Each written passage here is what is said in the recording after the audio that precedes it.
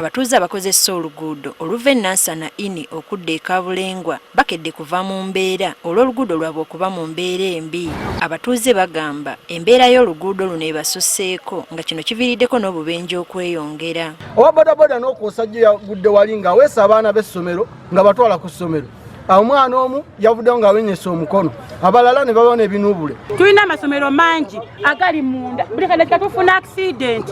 Bino ebinnya bye mulaba bino ebinnya bibamu accident. Ekkubo lijjudde ebinnya, emyala.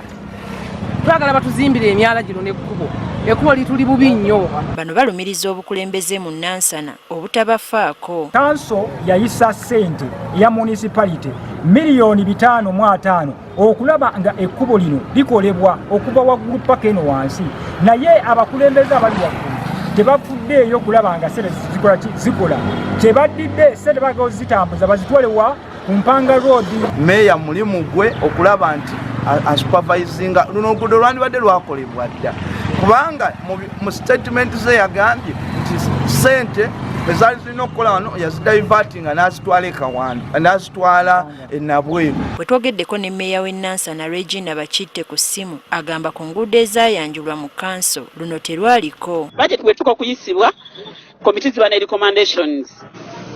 Declaration zonna ze twakola ezaali mu komiti eya works kuba yeri oluguudo olwo.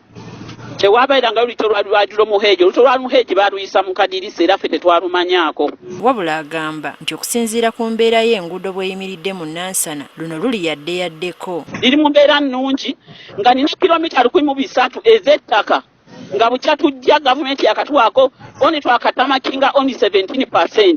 Kati govoti ayinoddira oluguudo lwe oliko kolasi oliko buli kimu oyagala oteekako miliyoni 3. Enguudo embi kye kimu ku bizibu bannayuganda bye bakaaba kumpi mu buli kitundu. Teddy Nakaliga agafeeyo ku Spark TV.